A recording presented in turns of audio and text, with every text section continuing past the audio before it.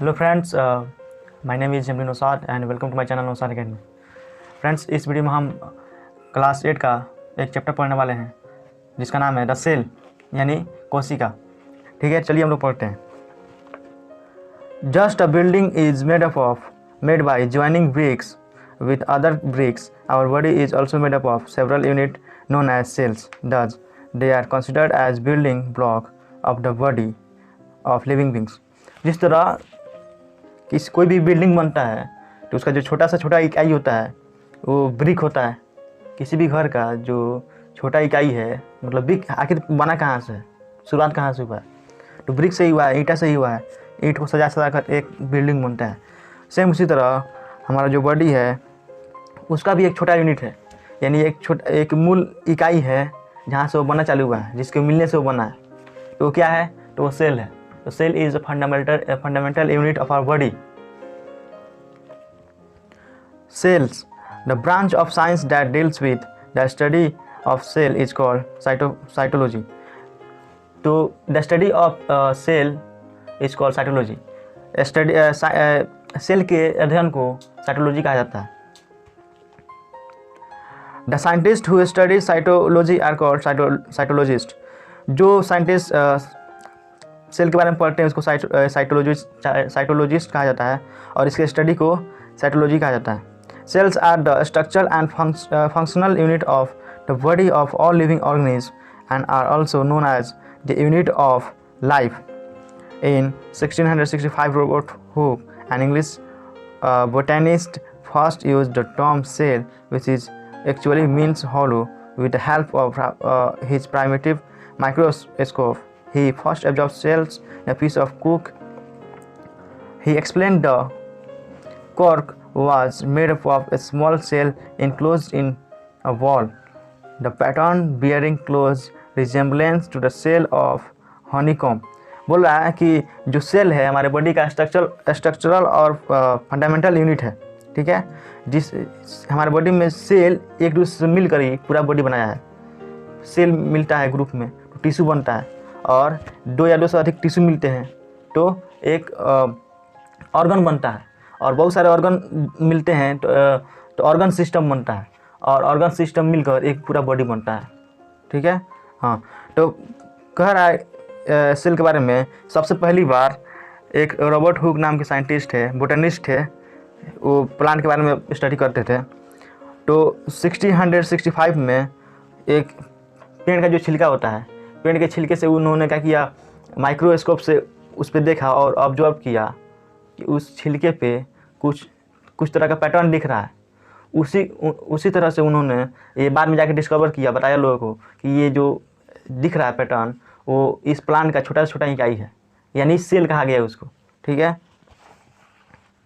और in 1674 Antonie van Leeuwenhoek, a Dutch scientist, discover cells moving freely and could also see some minute component within the cell with the help of improved microscope.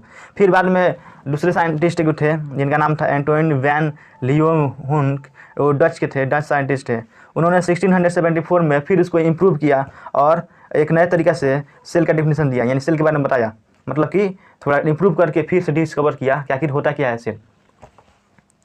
All living organisms that we observe around us, including amoeba, paramecium, algae, fungi, in fact all plants and animals are made up of cells. Cells occupy the same central position in biology as do atoms in physics. हाँ, जिस तरह chemistry में या physics में atom होता है, कोई भी मैटर जो होता है वो छोटे छोटे पार्टिकल से मिलकर बना होता है, तो उसको एटम बोला जाता है फिजिक्स में या केमिस्ट्री में। वैसे ही बायोलॉजी के टर्म में जो सबसे बेसिक यूनिट है किसी भी चीज़ का, किसी भी बॉडी का, किसी भी ऑर्गेनिज्म का, वो सेल होता है। एटम और सेल सेम चीज़ है। केमिस्ट्री में और फिजिक्स में एटम बोलिए और बायोलॉजी में सेल बोलिए।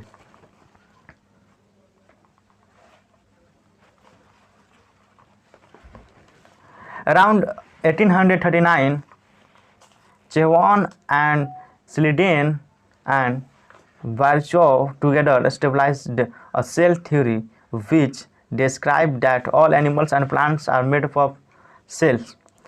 देन उसके बाद 1839 में दो और साइंटिस्ट थे, चेवान और सिल्डेन।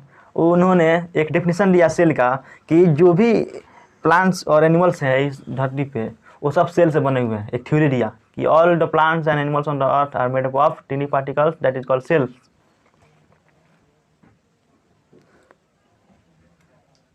उन्होंने जो थ्योरी दिया था उसको बोला जाता है सेल थ्योरी। जो उन्होंने थ्योरी दिया था उसको सेल थ्योरी बोला जाता है। तो what is cell theory? Cell theory talk about the all plants and animals on the earth made up of sales.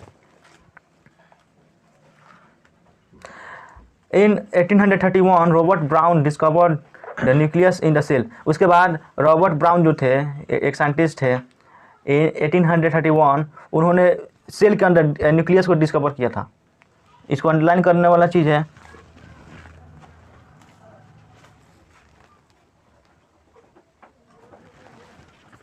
Objective में आ सकता है जितना भी डेट वाला दिया है कि कब किस साइंटिस्ट ने कब क्या किया।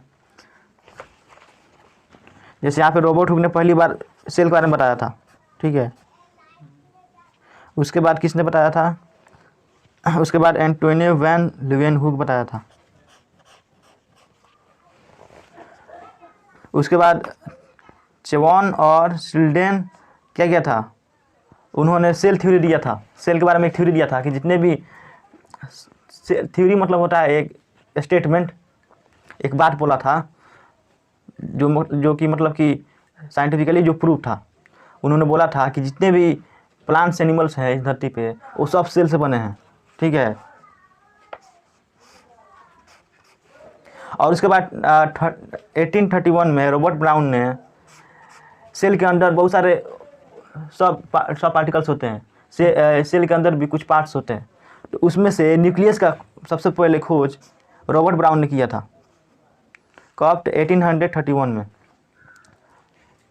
And in 1839 some other scientists found some fluid-like substance inside the cell and proposed the name protoplasm for it. Later the liquid surrounding the nucleus is named as cytoplasm. उसके बाद कह रहा है कि 1839 में some other scientists, कुछ और scientist थे जिन्होंने क्या किया, सेल के अंदर बहुत सारा चीज़ रहता है, तो सबसे जो सेंटर में होता है वो न्यूक्लियस होता है, और उसके बाहर भी लिक्विड टाइप का एक स्ट्रक्चर रहता है, फ्लूइड लिक्विड टाइप का स्ट्रक्चर रहता है, मतलब ना ज़्यादा लिक्विड ना ज़्यादा सॉलिड, ठीक है। उसको नाम दिया गया, कुछ और दूसरे साइंटिस्ट जिन्होंने उसका खोज किया, और उसका नाम दिया गया protoplasm, the fluid like substance inside the cell, and propose the name protoplasm.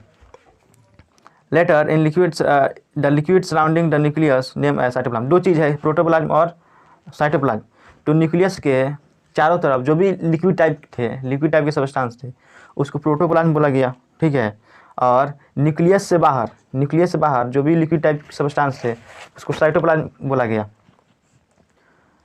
In 1855 the cell theory was further modified to include the explanation that cells arise from pre existing cell. The most widely accepted cell theory concludes that. उसके बाद 1855 में क्या किया गया, cell के बारे में cell theory को मॉडिफाई किया गया, मतलब हो सकता है उसमें कुछ गलती हो गया, उसको सुधारा गया, उसके बारे में कुछ और चीज़ बताया गया, उसको अपडेट किया गया। तो क्या बताया गया 1855 में सेल थ्योरी के बारे में? The all living things are made up of cell which are structural and functional unit of life.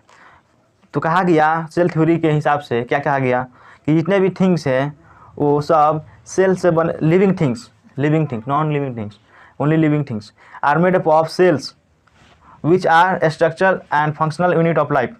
कोई भी जीव है इस धरती पे वो सेल से बना होता है, जो कि सेल क्या होता है, किसी भी लाइफ का यूनिट, स्ट्रक्चरल और फंक्शनल यूनिट होता है। यानी फंक्शन, कोई भी जीव जिस तरह फंक्शन करेगा, क्या फंक्शन करेगा, उसका बॉडी का क्या स्ट्रक्चर होगा, उसका जो बेसिक यूनिट है, कहाँ से वो बना हुआ है, किसी का शरीर अगर बना है तो किस चीज़ से शुरुआत हुआ है, छोटा से छोटा इकाई क्या है, मतलब शरीर काटे जाएंगे तो जो सबसे आखिरी में जो चीज़ हमको मिलेगा वो क्या मिलेगा, सेल ही मिलेगा। जैसे पूरे बिल्डिंग को तोड़ दो तो आखिरी में जाकर मिलेगा ईंट मिलेगा, ईंट से खड़ा हुआ था पूरा बिल्डिंग। उसी तरह जो भी बॉडी है किसी भी जीव का, वो सेल, एक सेल के ऊपर दूसरा सेल, सेल से बनते बनते एक टिश्यू बनता है और बहुत सारा टिश्यू मिलता है तो एक ऑर्गन बनता है। ऑर्गन जैसे कि टीथ हो गया, जैसे कि हार्ट हो गया, क्या है, ऑर्गन है। अब बहुत सारा ऑर्गन मिलके ऑर्गन सिस्टम बनता है, जैसे कि रेस्पिरेटरी सिस्टम जिसमें सांस लिया जाता है, छोड़ा जाता है, जिसमें खाना का डाइजेशन होता है, तो एक सिस्टम हो गया रेस्पिरेटरी सिस्टम। उसमें बहुत सारा ऑर्गन आता है, जैसे कि ओसोफेगस आ गया, फूड पाइप आ गया, लीवर आ गया, small intestine, large intestine, stomach आ गया। तो कोई भी ऑर्गन सिस्टम में बहुत सारा ऑर्गन जुड़ा हुआ था, एक साथ काम करता है, तब उसको बोला जाता है ऑर्गन सिस्टम। अब बहुत सारा ऑर्गन सिस्टम मिलकर एक बॉडी बनता है, एक ऑर्गेनिज्म बनता है। जैसे हमारे बॉडी में बहुत सारा ऑर्गन सिस्टम है, रेस्पिरेटरी सिस्टम है, एक्सक्रेटरी सिस्टम है, डाइजेस्टिव सिस्टम है, बहुत सारा सिस्टम हमारे बॉडी में जो मिलकर एक बॉडी का निर्माण करता है। तो 1855 में जो सेल थ्योरी दिया गया था उसमें क्या बताया गया था कि जितने भी लिविंग थिंग्स है, जितने भी जीव हैं, वो सब सेल से बने होते हैं। जो कि सेल क्या होता है, किसी भी जीव का स्ट्रक्चरल और फंक्शनल यूनिट होता है। दूसरा कह रहा है new cells arise from division of pre existing cell. हाँ, new cells arise from division of pre existing cells. क्या होता है, जो भी सेल होते हैं वो अपने आप को फिर से रिप्रोड्यूस करते हैं, अपने आप को मल्टीप्लाई करते हैं, अपने आप को दुगना करते हैं। जैसे कहीं पे घाव, हमको चोट लगता है तो घाव हो जाता है, तो वहाँ पे एक अलग तरह का चिन्ह उग जाता है। तो क्या होता है, क्यों वैसा हो जाता है, कुछ अलग तरह का चिन्ह वहाँ पे क्यों बन जाता है, चोट लगता है, घाव हो जाता है। तो जब सेल मर जाता है, सेल डेड हो जाता है, या चोट लगता है ना, वो सेल डेड हो जाता है। जब सेल डेड होता है तो उसी तरह का वहाँ पे चिन्ह दिखाई देता है। तो घाव कुछ नहीं है, बस सेल मर जाता है जहाँ का, उसको घाव बोलते हैं हम लोग, वहाँ का सेल मर जाता है। तो फिर धीरे धीरे क्या होता है, वो सेल धीरे धीरे फिर से नया सेल बनने लगता है। तो सेल का एक खूबी ये है कि वो अपने आप को मल्टीप्लाई करता रहता है, अपने आप को दुगना करता रहता है, तिगुना करता रहता है, मतलब डिवीजन करता रहता है। एक सेल है, दो में टूटेगा, फिर जो दो होगा फिर दो में टूटेगा, फिर दो, इसी तरह मल्टीप्लाई होता रहता है। उसके बाद कह रहा है सेल थ्योरी के बारे में तीसरा, all cells are similar in their basic structure and function but are not identical, they differ in their size and structure. बोल रहा है कि जितने भी सेल्स हमारे बॉडी में या किसी ऑर्गेनिज्म के बॉडी में जो भी सेल हैं, उनका जो स्ट्रक्चर है, बेसिक स्ट्रक्चर और फंक्शन है, वो सेम है, मतलब एक ही तरह का उनका फंक्शन है और उनका स्ट्रक्चर है। बट आर नॉट आइडेंटिकल, लेकिन उनका जो आइडेंटिटी है वो एक जैसा नहीं है, वे साइज में अलग हैं और स्ट्रक्चर में थोड़ा अलग है।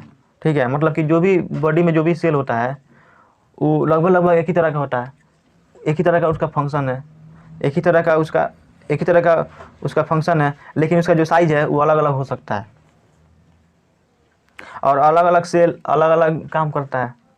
All the cells in our body responsible for the function and work for any specific work। मतलब कि different cells are responsible for different work, different function, अलग अलग सेल का अलग अलग फंक्शन है, काम है। ठीक है, the way an organism function depend on the way the cell work. हाँ, कि कोई भी ऑर्गेनिज्म कैसे रिएक्ट करेगा, कैसे वर्क करेगा, कैसे फंक्शन करेगा, कोई भी ऑर्गेनिज्म कैसे काम करेगा, वो डिपेंड करता है कि depends on the way the cell work, depend करता है कि उसका सेल कैसे काम करता है। जैसा सेल काम करेगा बॉडी वैसा ही काम करेगा। ठीक है, let us now find out more about cell. तो अब कह रहा है कि थोड़ा सेल के बारे में कुछ डीपली देखा जाए कि क्या चीज़ है सेल के बारे में। The shape of the cell varies from organism to organism. In most cases the shape is round, however in some it is irregular, as in amoeba and leucocytes, whereas in bacteria the shape could be rod like, round, spiral and coma shape. Some cells are long and thin, for example muscle cell and nerve cells of multicellular organisms. Shape of the cell may be vary considerably. In multicellular organisms there may be flat, columnar, elliptical, spindle shaped, cuboidal shaped, polygon and so on. बोल रहा है कि किसी भी organism में जो cell होता है वो सेल का भी हम लोग पढ़ेंगे, सेल का जो साइज है वो अलग अलग होता है। आखिर क्या साइज होता है, किस तरह का साइज होता है? तो कुछ होते हैं जो राउंड होते हैं, कुछ होते हैं जो रॉड लाइक स्ट्रक्चर होता है जिनका, कुछ होते हैं जो थिन और लॉन्ग होते हैं, लंबे होते हैं, कुछ होते हैं जो साइलेंड्रिकल होते हैं, मतलब साइलेंड्रिकल आकार के होते हैं, कुछ होते हैं जो इलेप्टिकल होते हैं, कुछ इलेप्टिकल साइज के होते हैं। इलेप्टिकल का मतलब होता है जो एक होता है कि एकदम पूरा गोल, तो उसको सर्कल बोलते हैं, आखिरी में जाके थोड़ा चपटा हुआ हो लेकिन बीच में गोल हो, आखिरी में चपटा हुआ हो, उसको इलेप्टिकल बोलते हैं। यहाँ कहने का मतलब जैसे लगभग अंडे के आकार का जो शेप होता है उसको बोलते हैं इलेप्टिकल। तो बोल रहा है कि जो सेल होता है वो, हाँ, जो सेल होता है वो अलग अलग साइज का हो सकता है। कुछ एलिप्टिकल हो सकता है, फ्लैट हो सकता है। जो मल्टी सेलुलर मल्टी ऑर्गेनिज्म के जो सेल होते हैं वो लगभग फ्लैट होते हैं, थोड़ा मोटे होते हैं। Their shape is mainly determined by their function and position। उनका शेप किस चीज़ पे डिपेंड करता है? It is important। The shape of cells depend on their function and their position। किसी भी सेल का उनका जो फंक्शन होगा और उनका जो पोजीशन होगा वो कहाँ पे हैं, उसके हिसाब से उनका शेप होता है। ठीक है। The shape of the cell can be fixed or frequently changing। हाँ, जो शेप होता है सेल का वो फिक्स भी हो सकता है और चेंज भी हो सकता है। कोई गारंटी नहीं है, कोई फिक्स नहीं है कि जो शेप मिला है किसी सेल का वो वही रहेगा। वो फिक्स भी रह सकता है और चाहे तो बदल भी सकता है। The size of the cell also varies from organism to organism। Some are microscopic while others are visible to naked eyes। For example, an ostrich egg is considered to the biggest avian egg, although most cells are visible only through a microscope, their diameter being a very few micrometers, that is few thousand of millimeters across. Some plants and animal cells are visible to naked eye. The size usually varies from 0.2 micrometers to 5 micrometers. In plants, the largest cell is the ovule of cycas. Cell of the algas actabulary measure 10 cm and fiber and mammalia hemp are almost 10 cm in length. Some cells are very long, for example the nerve cells of human being। बोला है अब size के बारे में बता रहा है कि जो साइज होता है सेल का वो बड़ा भी हो सकता है और छोटा भी हो सकता है। तो जैसे बड़ा में, और जो बड़ा होता है वो दिखाई दे सकता है, नेकेड आई से दिखाई भी दे सकता है। जो साइज होता है सेल का, कुछ होता है जो विजिबल होता है, कुछ होता है कि इनविजिबल होता है। कुछ ऐसा सेल होता है जो जिसको हम लोग देख सकते हैं, तो जो बड़ा होगा उसको देख सकते हैं, और जो एकदम से छोटा होगा तो उसको हम लोग नहीं देख सकते हैं, तो उसको बोलते हैं इनविजिबल। जैसे कि विजिबल में जैसे ऑस्ट्रिच एक बर्ड है जिसका जो एग होता है, ठीक है, एग, उसको लार्जेस्ट सेल माना जाता है, ऑस्ट्रिच एग को, ठीक है। और वो विजिबल होता है क्योंकि बड़ा है साइज में, तो उसको हम लोग देख सकते हैं नेकेड आई से। और कुछ होता है जो इनविजिबल होता है, उसका साइज इतना कम होता है कि उसको हम लोग नहीं देख सकते हैं। कैसे देख सकते हैं? तो उसके लिए हम लोग यूज़ करते हैं माइक्रोस्कोप, ठीक है। हाँ, तो यूजुअली जो साइज होता है सेल का वो 0.2 माइक्रोमीटर से लेकर 5.0 माइक्रोमीटर तक होता है। इसको अंडरलाइन करने वाला चीज़ है। साइज के बारे में बता रहा है कि लगभग, ठीक है, साइज किसी सेल का बड़ा हो सकता है, किसी का छोटा हो सकता है। जिसका बड़ा होगा उसको हम लोग विजिबल देख सकते हैं, कुछ होता है जो इनविजिबल होता है जिसको हम लोग नहीं देख सकते हैं। तो लगभग कितना साइज होता है? तो लगभग जो सेल का साइज होता है वो 0.2 से लेकर 0.2 माइक्रोमीटर से लेकर, और मीटर नहीं माइक्रोमीटर, 0.2 माइक्रोमीटर से लेकर 5 माइक्रोमीटर तक हो सकता है, ठीक है। हाँ, अब प्लांट बता रहा है। प्लांट में पहले एनिमल बता दिया कि एनिमल में कौन सबसे लार्जेस्ट सेल है। जो ऑस्ट्रिच का एग है उसको माना जाता है लार्जेस्ट सेल है कहती एनिमल्स में। और जो प्लांट्स माना जाता है वो साइकाज एक प्लांट है, उसका जो ओव्यूल होता है, ओव्यूल जानता है ना, ओव्यूल होता है, वहीं से फ्लावर डेवलप होता है, फ्रूट डेवलप होता है। ओव्यूल ही जाके अमरूद देखा है, अमरूद, तो अमरूद क्या है? ओव्यूल है। ओव्यूल के अंदर सीड रहता है, वही सीड जाके आगे फ्रूट बन जाता है। हाँ, तो इसी तरह एक प्लांट है साइकाज, उसका जो अभिवल होता है वो लार्जेस्ट सेल माना जाता है इन प्लांट। इसको भी अंडरलाइन करने वाली चीज़ है कि प्लांट का सबसे लार्जेस्ट सेल कौन है, ठीक है।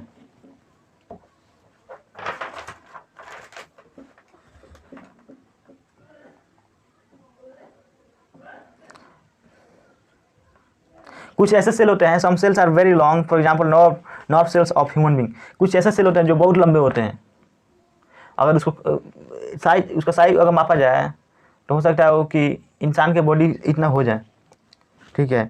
जैसे कि नर्व सेल होता है हमारे बॉडी में, जो होता है नर्व सेल होता है, हमारे बॉडी में नर्व सेल होता है जो कि बहुत ही लॉन्ग होता है। उसके बाद है actually the difference observe in the size of various organisms are due to the number of cells present in them. The largest number of cells, the bigger in size of the organism. It is noticed that the cell size of certain organs of some animals are the same irrespective of the size of the organism. For example, a cell of the kidney and liver are almost same in size in a mouse, bull and horse. हाँ, अब देखो अलग अलग organ में organ का size बड़ा हो या छोटा हो तो ये फिक्स नहीं है कि कोई भी ऑर्गन हो, कोई भी दो ऑर्गन हो, अगर उसका साइज एक ही है, सेम है, तो उसके अंदर जो सेल होगा उसका नंबर भी सेम होगा। ये हो भी सकता है और नहीं भी हो सकता है। किसी भी ऑर्गन्स का जो साइज होता है वो डिपेंड करता है कि उसके अंदर जो सेल है वो उसका संख्या कितना है। जितना ज़्यादा सेल रहेगा उतना ज़्यादा बड़ा साइज होगा, ठीक है। लेकिन ऐसा भी जरूरी नहीं है, कहीं कहीं ऐसा भी मिलता है कि जो ऑर्गन का साइज सेम रहता है लेकिन उसके अंदर का जो सेल होता है उसका संख्या ज़्यादा हो सकता है, कम हो सकता है। जैसा कि लीवर हो गया और किडनी हो गया, तो किडनी और लीवर का साइज एक ही थोड़े है, कुछ ना कुछ अंतर है, लेकिन उसमें जो सेल होता है वो बराबर संख्या में रहता है। लोग